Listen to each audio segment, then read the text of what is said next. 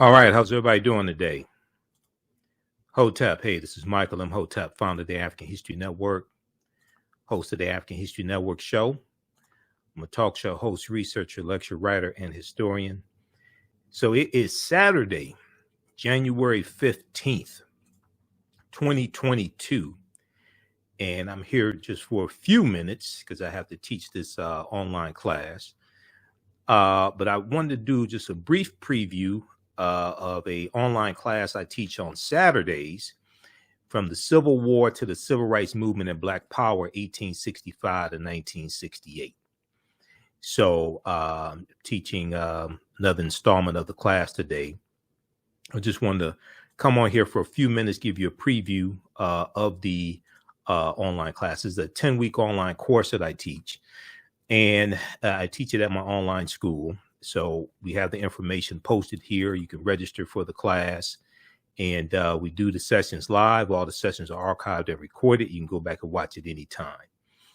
So in today's class, we're going to pick up at the end of World War II, okay, which ends in 1945, September 2nd, 1945. And one of the things we're going to deal with is how the GI Bill discriminated against African-American World War II veterans.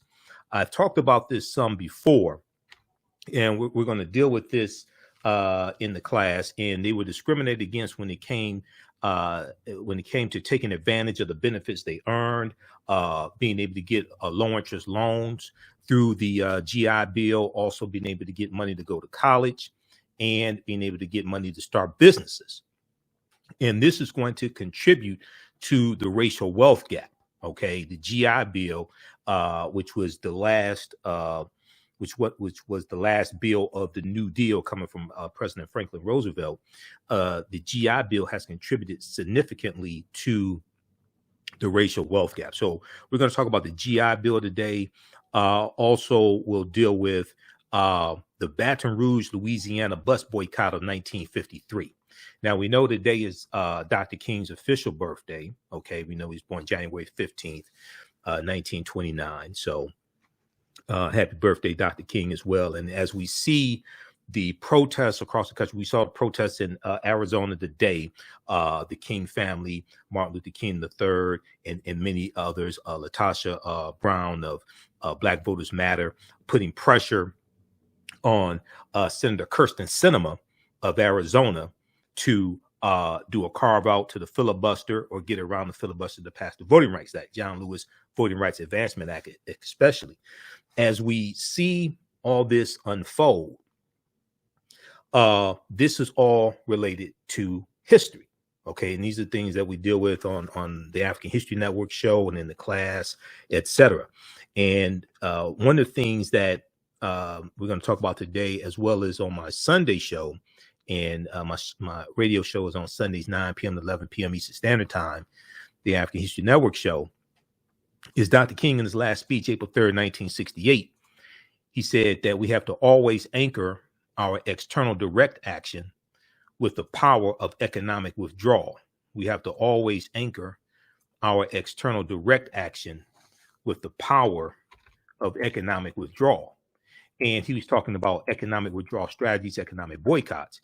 And this is one of the things that's missing here with the voting rights movement.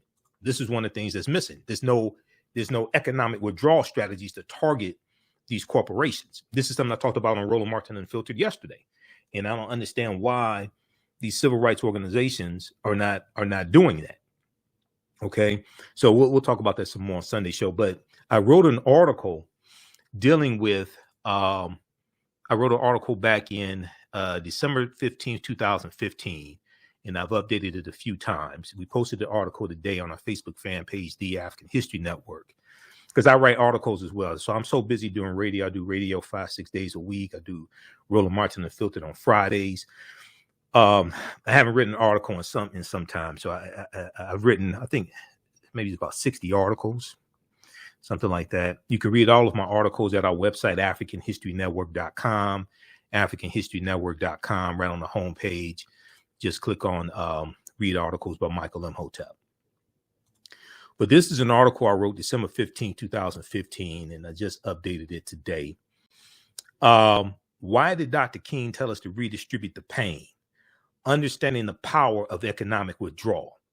And in Dr. King's last speech, he said that we have to always anchor our external direct action with the power of economic withdrawal. Okay. And this is something that Minister Farrakhan talked about when he was interviewed by Roland Martin on News One Now with Roland Martin back in 2015. Minister Farrakhan referenced Dr. King as well. Okay. So we'll talk about, we're going to talk about this article here in my class today, as well as on my radio show tomorrow. How's everybody doing? Share this broadcast on social media platforms. Invite your friends to tune in. Normally, I teach the class on Saturdays, 12 noon to 2 p.m. Eastern Standard Time. I'm behind schedule today. I'm speaking in West Virginia on Monday at Davis Elkins College in West Virginia. On Monday, I'm speaking there for Dr. King Day for the Black Student Unions bringing me in. And I'm trying to do that, get ready to get out of here. There's my first flight was canceled because of the storm that's hitting the East Coast right now. So I had to spend an hour this morning getting rebooked. I'm working on this. I'm working on the content of the show for Sunday night, all this. So I'm behind schedule today. Okay. So I'm just glad to be here. All right. So for those just tuning in, I'm just doing a quick preview of a 10-week online course that I teach on Saturdays, from the Civil War to the Civil Rights Movement and Black Power, 1865 to 1968. Class is regularly $130. It's on sale $50 right now. It's on sale only $50. We do the sessions live. All the sessions are archived and recorded. You can go back and watch it anytime. Okay. And we deal with history leading up to what causes the Civil War to take place, starting with I start with the Louisiana Purchase of 1803. Then we go through and look at history leading up to that. We look at the Compromise of 1820, the Missouri Compromise of 1820. We look at the Mexican-American War of 1846 to 1848.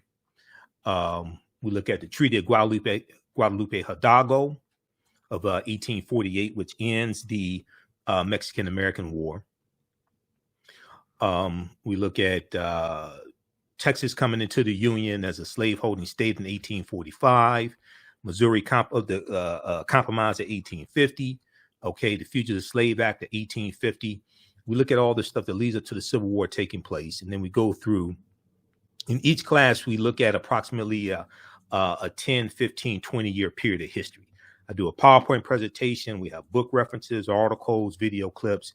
The next class we're doing today about 4:30 p.m. Eastern Standard Time. So you can register for the class. We posted the link here. You can register for the class and join us in the class. Okay. So just a few of the things we deal with, and I'm going to tell you what we're going to talk about in today's class. So, of course, we deal with Reconstruction, which is a crucial period of history. Early in the week, I talked about this study from the Zen Education Project that deals with how the history of Reconstruction is not being properly taught in schools. So Louisiana Purchase, and we know that came about because of the Haitian Revolution and the Haitians beating the hell out of the French. We deal with Reconstruction. Okay, the Reconstruction Era, 1865 to 1877. And the Civil War destroyed the institution of slavery, ensured the survival of the Union, and set in motion economic and political changes that laid the foundation for the modern nation. And this is historian Eric Foner in his book, Reconstruction, America's Unfinished Revolution, 1863 to 1877. During Reconstruction, the United States made its first attempt to build an egalitarian society on the ashes of slavery. And then, of course, we talk about the Special Field Order number 15, 40 acres and a mule, and how the land was taken back. General Order number 3, Major General Gordon Granger in 1865. That's with Juneteenth commemorates. We deal with the 13th, 14th, and 15th Amendments. We talk about the Black Freedmen Indian Treaties of 1866 and people like Sarah Rector, who was the richest Afro-American girl in the country. Her parents were of enslaved Creek ancestry, and she got land because of the Dawes Allotment Act of 1887. Her and her family, and oil was discovered on her land, and she became a millionaire. The 15th Amendment of 1870, ratified February 3rd, 1870, adopted 1870, 15th Amendment to the U.S. Constitution. We look at the Reconstruction Acts. The four Reconstruction Acts, especially the Reconstruction Act of 1870, the Enforcement Acts, the four Enforcement Acts during Reconstruction, especially the Ku Klux Klan Act of 1871, which was used in October 1871 by President Ulysses S. Grant to declare martial law in 9 South Carolina counties because the Klan and other domestic terrorist organizations were attacking African-American elected officials, white Republican elected officials, beating them up, killing them, all different types of things like this. So martial law was declared, and the Ku Klux Klan Act was put in place directly targeting that domestic terrorism that was happening, especially in the South, which was targeting elected officials. So we talk about the Freedmen's Bureau, then we look at different massacres like the Eufaula Massacre of 1874 in Alabama, Vicksburg Massacre, 1874, Vicksburg, Mississippi, different things like this. Now, and then we go through history to understand how we got to where we are today. To understand how we got to where we are today. Historical events don't happen in the vacuum. They are the culmination of a sequence of historical events that take place that lead up to larger events happening. So we have to understand this history of what happened and laws and policies put in place to bring us where we are today, to understand where we need to go from here. And then after Reconstruction ends with the Compromise of 1877 between the Republicans and the Democrats, the Compromise of 1877, then we're going to see Jim Crow laws put in place. This is before Plessy versus Ferguson, 1896, but we're going to start seeing a reversal even before they start rewriting the state constitutions to suppress the vote of African Americans. We're going to see changes made when it comes to public accommodations and transportation. So we see Tennessee is going to be the first state to segregate railroad cars. This is the state legislature. Tennessee does this in 1881. They're going to be followed by Florida in 1887, Mississippi 1888, Texas 1889, Louisiana 1890. Louisiana, the change in the state law in Louisiana segregating railroad cars.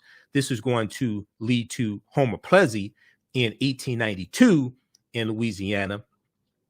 Homer Plessy, who described himself as 7/8 white and 1/8 African.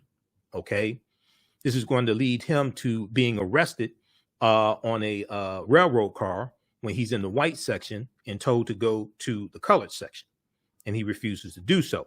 This then is going to lead to the U.S. Supreme Court case of Plessy versus Ferguson, 1896, which legalizes separate but equal. And that's going to stay in place until May 1954, the Brown versus Board of Education, U.S. Supreme Court case, U.S. Supreme Court decision. You have Louisiana, 1890, Alabama, Kentucky, Arkansas, and Georgia, 1891, South Carolina, 1898, North Carolina, 1899, Virginia, 1900, Maryland, 1904, Oklahoma, 1907. So what's taking place? These southern states, largest southern states, and then even out west, Oklahoma comes into the Union in 1907. When Oklahoma comes into the Union, they quickly implement segregation laws. This is why Bass Reeves has to retire.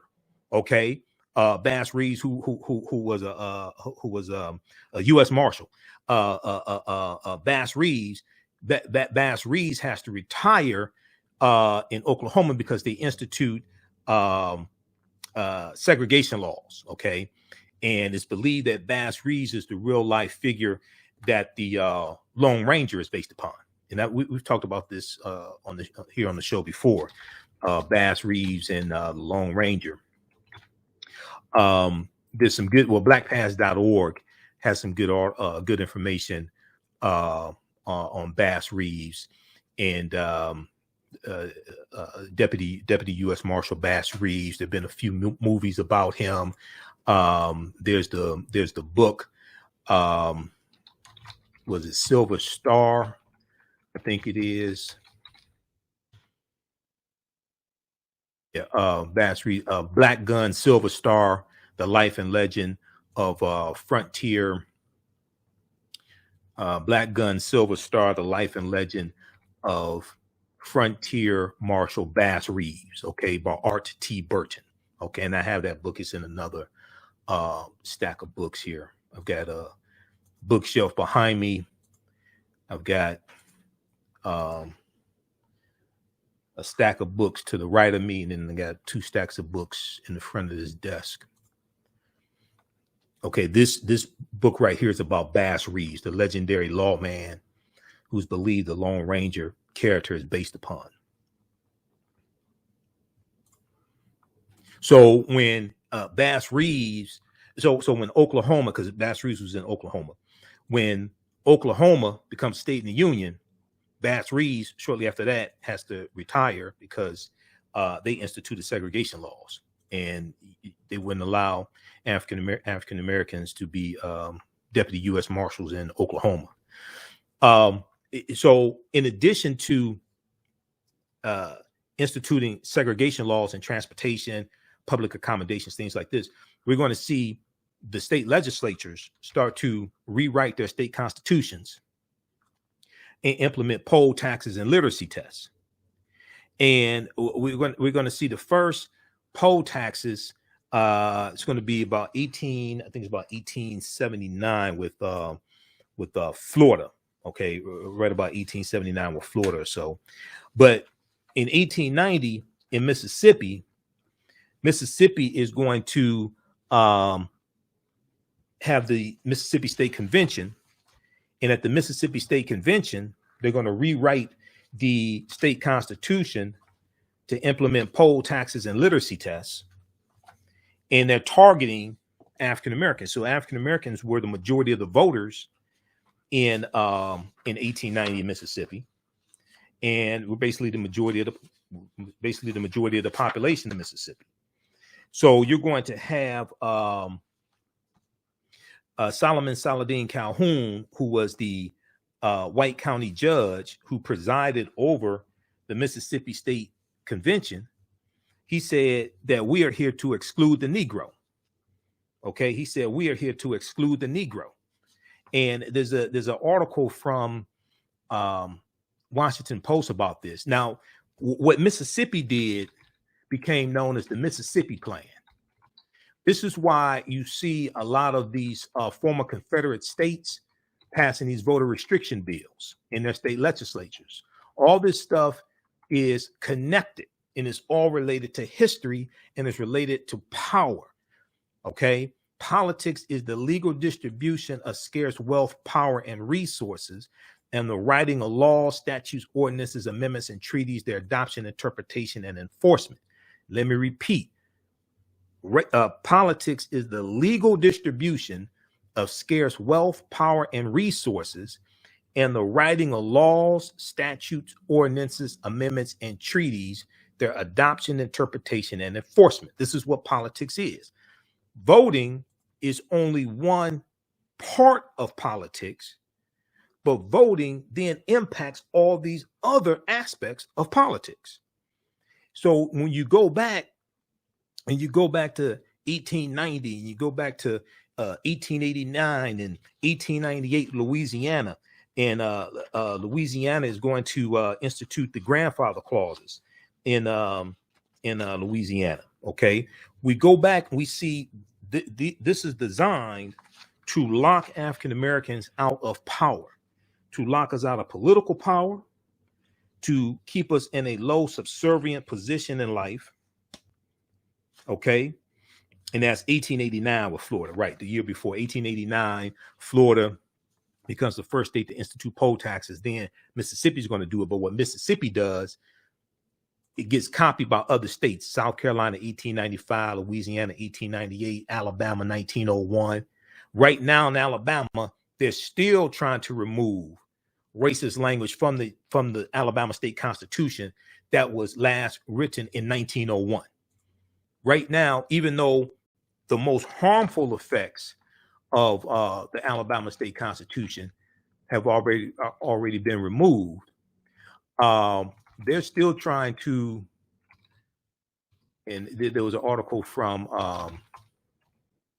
New York Times that I talked about on my show a few months ago that deals with this, the effort to remove this racist language from the Alabama state constitution that was rewritten in 1901 to codify white supremacy. Okay? Another former Confederate state, Alabama. All this history is connected. So if we look at this article here from New York Times, Alabama begins removing racist language from its constitution. Many outdated provisions have long since been invalidated, but the language that was specifically intended to enshrine white supremacy has remained. But the language that was specifically intended to enshrine white supremacy has remained. Okay. But if you look at this, this is the New York Times. Okay. This isn't blackamericaweb.com. The last time Alabama politicians rewrote the state constitution, their aspirations were explicitly racist, quote, to establish white supremacy in this state. This is what they said they wanted to do. Quote, the new constitution eliminates the ignorant Negro vote and places the control of our government where God Almighty intended it should be, with the Anglo-Saxon race, end quote, said John Knox, the president of the Constitutional Convention in 1901 in Alabama that rewrote the state constitution. He said this in a speech encouraging voters to ratify the document that year, 1901. 120 years later, the Jim Crow era laws that disenfranchise African-American voters and enforce segregation across Alabama are gone, but the offensive language written into the state constitution in 1901 remains. Now, as communities across the South reconsider racist symbols and statues, activists in Alabama who have labored for 20 years to convince voters that rewriting their constitution is important and long overdue, now they see an opportunity to get it done because the constitution was rewritten in 1901 to suppress African Americans. And when Reconstruction ended, because if you go back to 1868, okay, this is why we have to understand history, and the people's history and culture teaches them how to deal with the problems of the past and the present and the future to meet the needs of the community. There was an education project has this piece, and I think it was I think this is the right one. The Alabama Constitution of 1868 during Reconstruction. Okay. And this Constitution, let me pull this up here. This Constitution, where is that?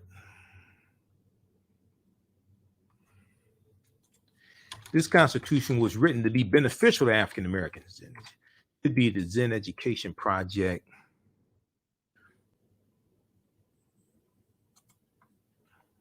Okay. Alabama State 1867. This is during Reconstruction, which is 1865 to 1877.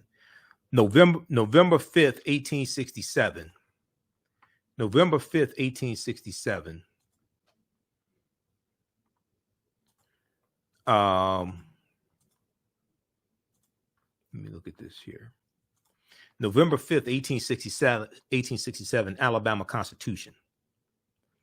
On November 5th, 1867, delegates gathered in Montgomery, Alabama, the state capital, to draft a new state constitution as required by the Reconstruction Acts, Prior to the Reconstruction Era, no Southern state had a state-financed public education system, even for white people. Prior to the Reconstruction era, Reconstruction, once again, is 1865 to 1877. No Southern state had a state-financed public education system, even for whites.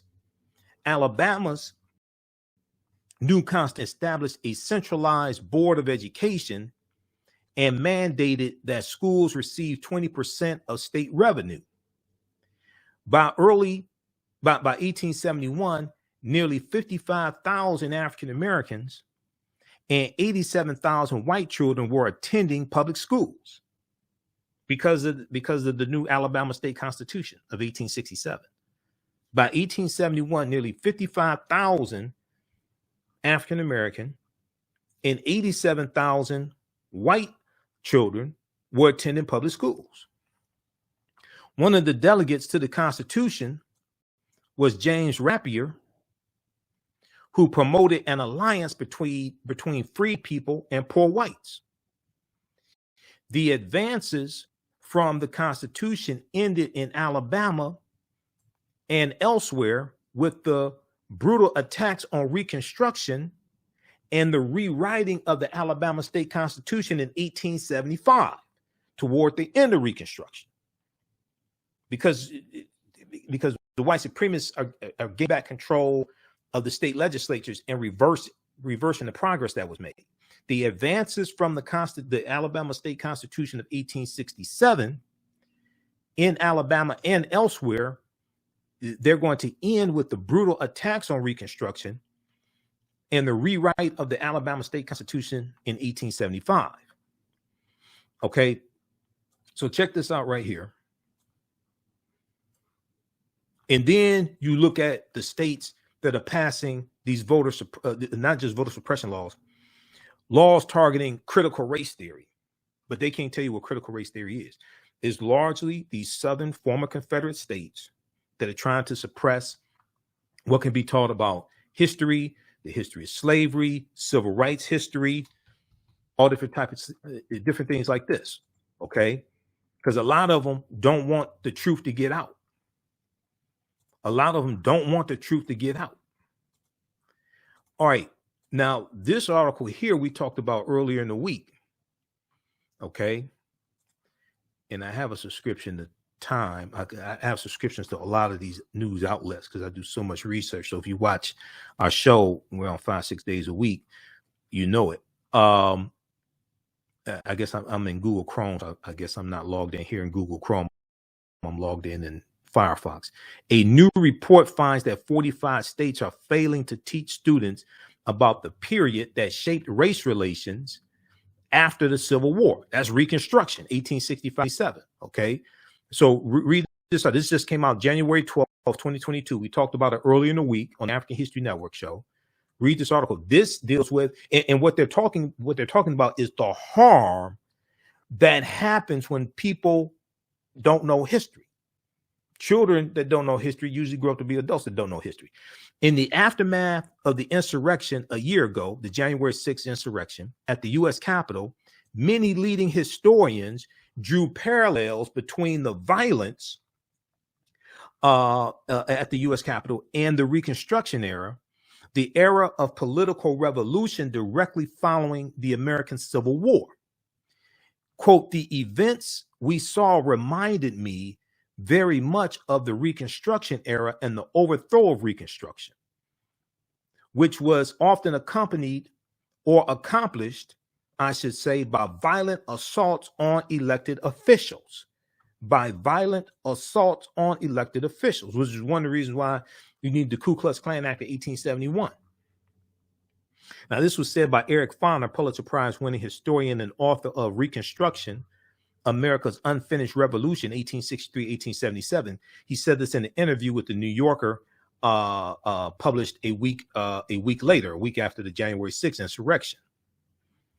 Now, scholars say studying the aftermath of the Civil War can help put in context many of the most seminal events in the U.S. in recent years, from the brutal murder of George Floyd by police in 2020 in Minneapolis, Minnesota, okay, Derek Chauvin, to the voter suppression laws enacted after African Americans played a big in helping Joe Biden and Kamala Harris be elected president and vice president. This is a huge backlash to all this, fueled by the big lie, fueled by Benedict Donald and his allies.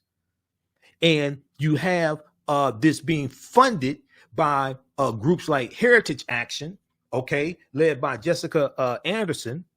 And Heritage Action is a sister organization to the Heritage Foundation. If you look at this article here from Mother Jones that deals with dark money groups,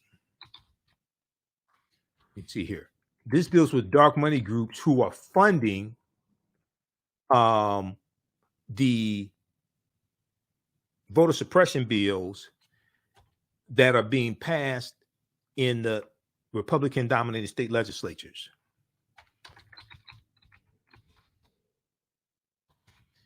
Let me pull up this article here. We've talked about this here on the show. All this that's taking place now is connected to history and connected to the Civil War, Reconstruction, and the Compromise of 1877, what happened after Reconstruction ended. That's not the one I want. I want this one here. There was a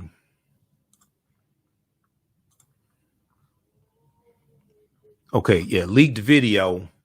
This one here by Mother Jones.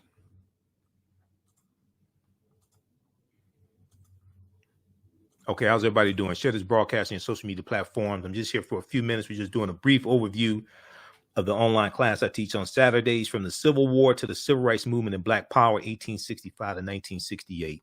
We posted the link here. You can register for this class. It's regularly $130. It's on sale $50. It's a 10-week online course that I do at my online school. We're about to start in a few minutes here. I'm running behind. And we do the sessions live. All the sessions are archived and recorded. You can go back and watch the class anytime also. So a year from now, if you want to go back and watch the full class, you can. This article here from Mother Jones that I was looking for is from May 13th, 2021.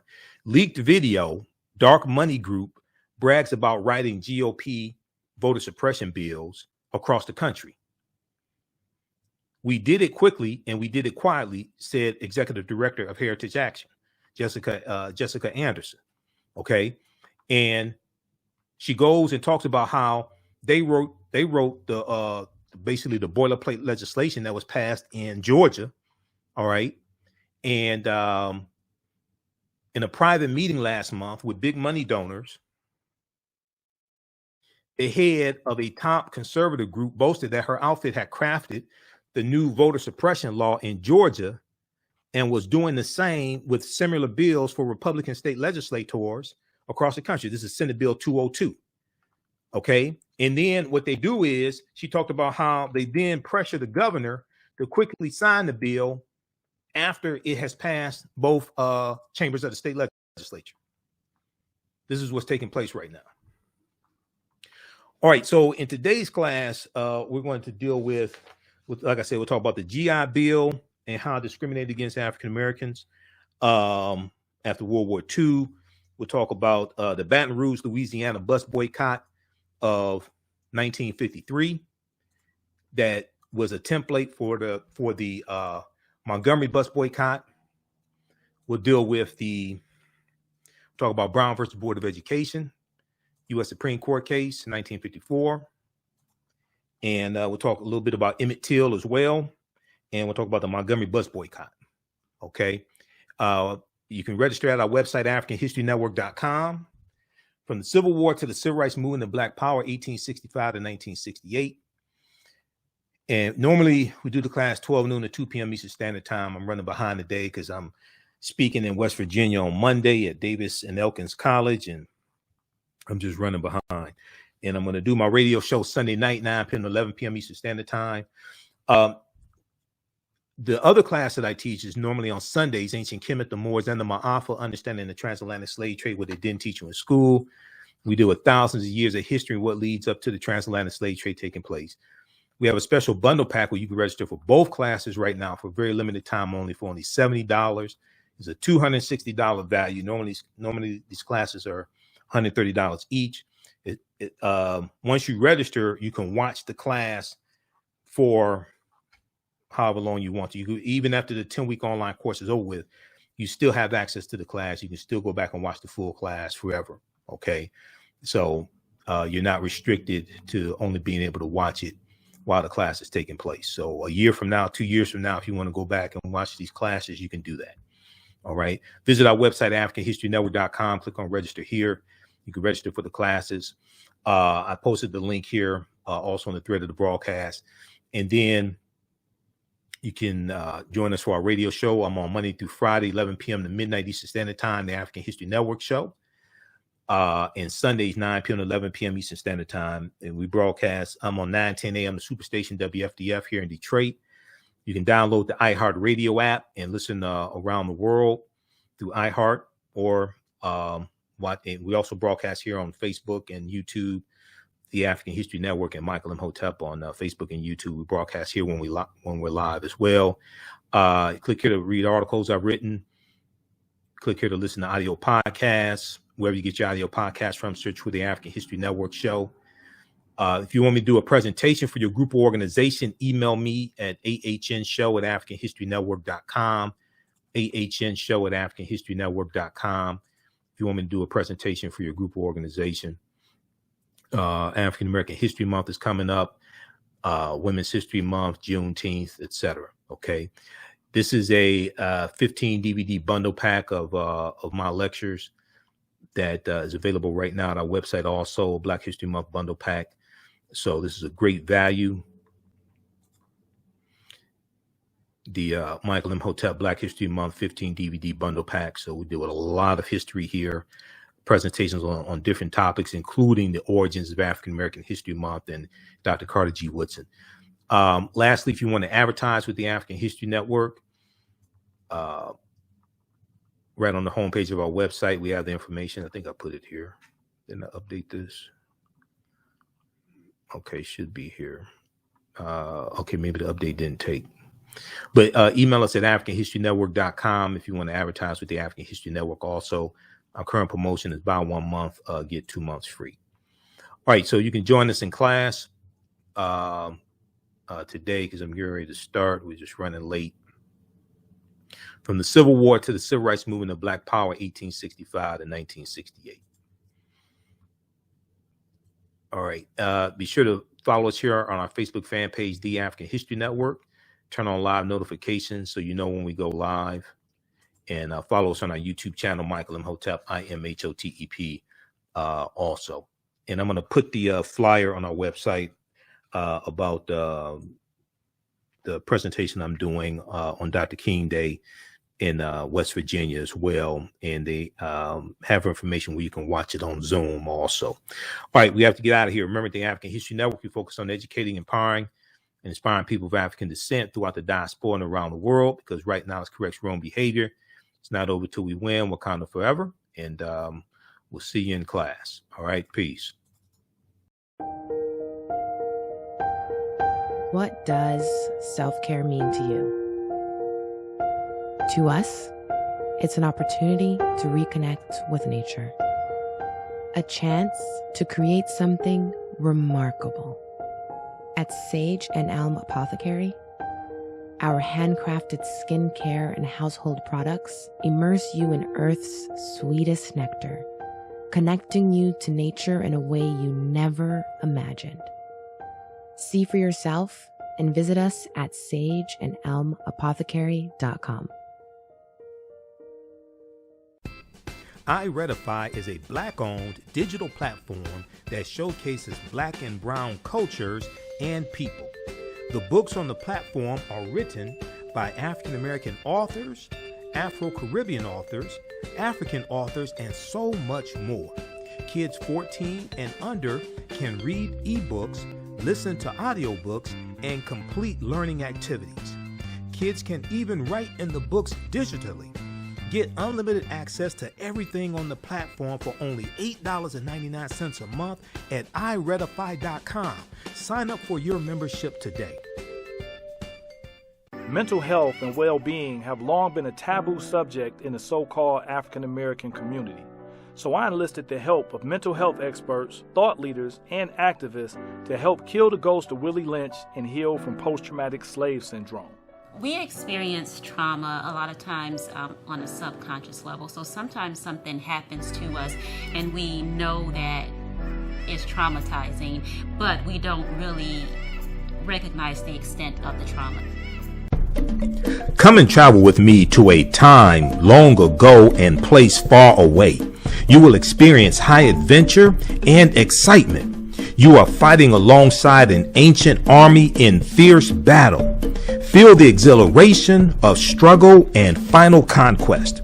My name is Menenkere, and I am both a prince and a priest in one of the most advanced civilizations humans have ever produced. I want you to ride with me in my chariot as I slay the barbarians who have come to invade my land. I invite you to sit at the conference table with the great Pharaoh Taharka and his ministers as they plan intrigue and use subterfuge to outmaneuver and defeat the enemy. Come back with me to the land of your ancestors, to the beautiful land of Kemet. So open the pages of this book and begin the adventure. Find out what happens in the book Menenkere Battles the Assyrians in the Nile Valley from author Makari Jones. Get your copy today at Amazon.com.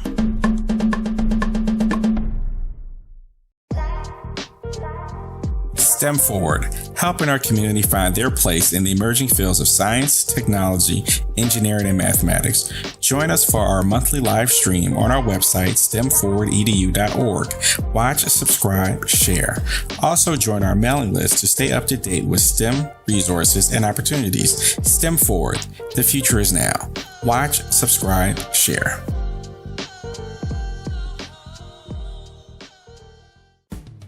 Follow the story Skeeter Hawk as attorney Ben Brooks rediscovers his Gullah Geechee heritage and finds romance along the Gullah Trail and the Sea Islands. Jilted by his fiancée who refused to marry him, Ben Brooks goes back home to Gullah country. There, the Gullah people come to call him Skeeter Hawk. While rediscovering his heritage, Skeeter Hawk unravels dark family secrets. A beautiful childhood friend, Fulla, becomes his guide as they travel the Gullah Trail from North Carolina to the Sea Islands in South Carolina in search of more answers. Ben Brooks falls in love with her and becomes torn between her and his former fiancée who wants to rekindle their romance. He also deals with a premonition that one of his enemies is pursuing him, providing a backdrop for mystery, romance, intrigue, and suspense in this page-turning novel called Skeeter Hawk from author Sabby Stone. Order your copy today at sabbystone.com. That's SABY, sabbystone.com.